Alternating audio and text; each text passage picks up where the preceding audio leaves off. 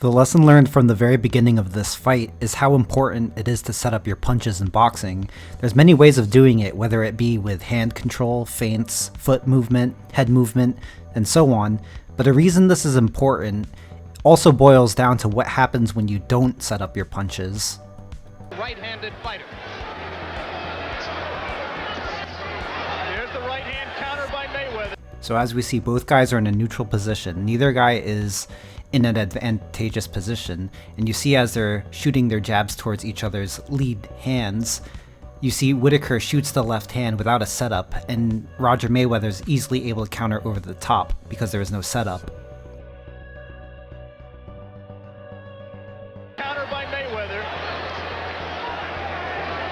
And just a few seconds later, we see Mayweather sets up his next punch by tapping Whitaker's hand, then he taps his forehead, and then steps over to set up this right hand to the body. So that setup, once again, he tapped Whitaker's lead hand to control the space and occupy his guard, and then he right immediately tapped Whitaker's forehead with that lead hand to keep Whitaker in place. Then as you see, when Whitaker is occupied, he then steps to the outside of Whitaker's lead foot to cut the outside angle, and that setups the right hand.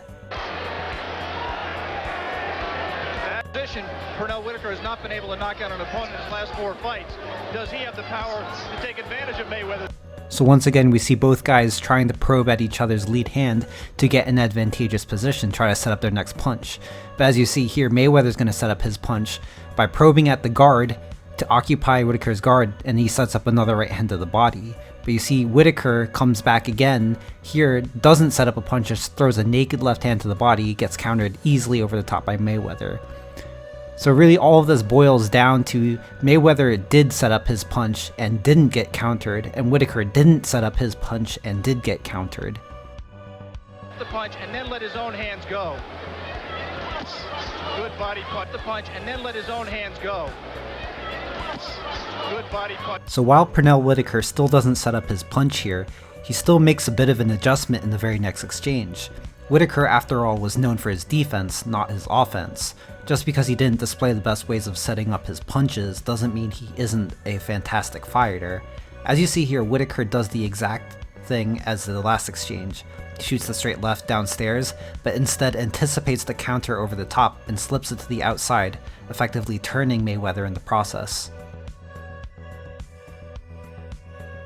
However, the real adjustment came at the end of the round. Here we see Mayweather try to probe again to occupy Whitaker's guard, but then Whitaker is able to dodge under the expected right hand and counter with a beautiful right hook and left hook that sends Roger Mayweather down to the canvas because he anticipated the right hand to come after the probing jab from Mayweather. So once again, we're going to see the left hand, and then we see that Whitaker actually dodges the right hand, but he was actually expecting the right hand to the body.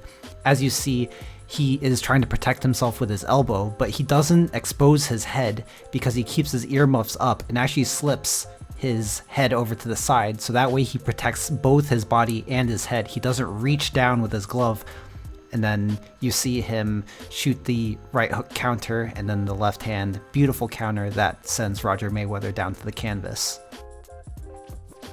Challenge as both Lou Duba and right hook, and he's down! Mayweather's not 100% yet.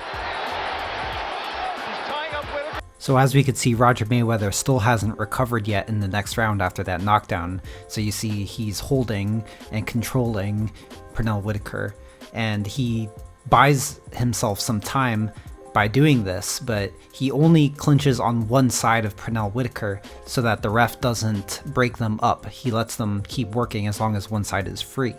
And as you see here, it's very hard to see, but on the other side, on the free side where both guys have their hands free, Mayweather actually controls Pernell Whitaker's left hand with his own right hand by keeping it on top so that Whitaker can't come over the top with and hit Roger Mayweather with that left hand.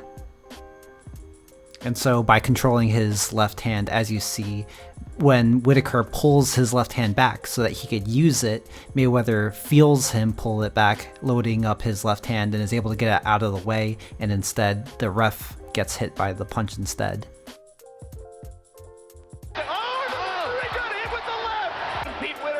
continue throwing many punches after the bell and throw a punch on the break that landed on the referee. He does not like Roger Mayweather.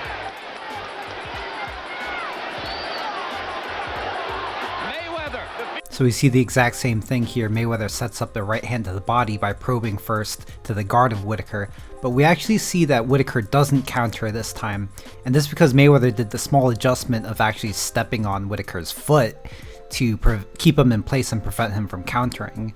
Now this is illegal, but after all, this is after Whitaker himself punched a solid 3 seconds after the bell in the first round, so the referee let them get away with a lot of stuff for both fighters. So Mayweather is fighting fire with fire here, and I don't have a problem with it. So later in the second round, Pernell Whitaker actually starts to do a better job of setting up a punch. Here we see jab into the left hand to the body, and this time he doesn't get countered by Mayweather, partially because he was still hurt and because he did a better job of setting up the punch. And just a few seconds later, we see Pernell Whitaker actually change it up once again, jab, and then this time he loops the left hand around, catching Mayweather, who is expecting the left hand to the body.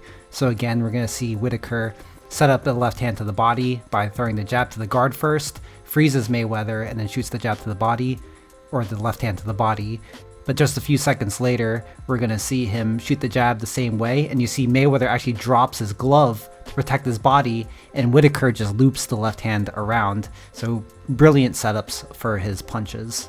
Next, I just want to talk about how after the third round, Pernell Whitaker started doing a much better job of controlling Roger Mayweather's lead hand to prevent Mayweather from setting up his right hand on Whitaker. Notice here how he keeps reaching out. You notice there he level changes. He keeps checking Mayweather's lead hand, so he checks it, prevents Mayweather from using it to set up his right hand. And so when he checks the left hand there, you see is really able to just see that right hand coming and just barely slip out of the way of it.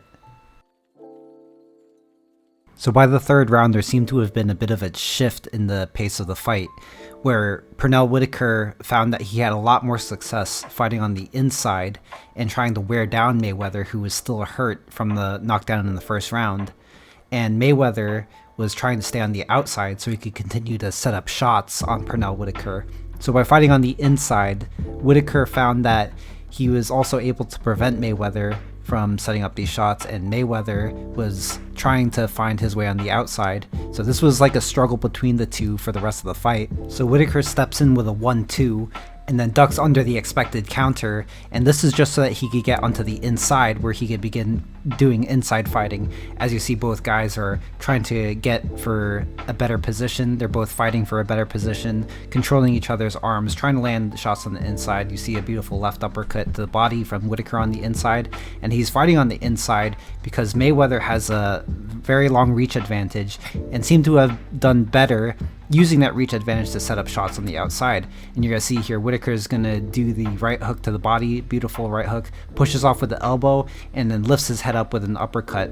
And so Whitaker lands a beautiful body hook to uppercut combination, Mike Tyson style, and this is going to force Mayweather to step back to reset the distance. As you see, after Mayweather gets hit, he's going to try to step back while punching to try to create distance again. But you see Whitaker notices this.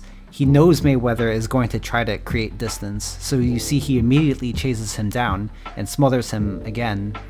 And then you're going to see Whitaker, while continuing working on the inside, taps a combination to the body, and then you see him step back here. So Whitaker's tap combination baits Mayweather into punching back. So when Mayweather takes the bait, Whitaker resets the distance. He steps back, and this leaves Mayweather wide open for a counter. And you see Whitaker beautifully counters him with a big left hand. Very beautiful inside fighting and a bait from Pernell Whitaker there.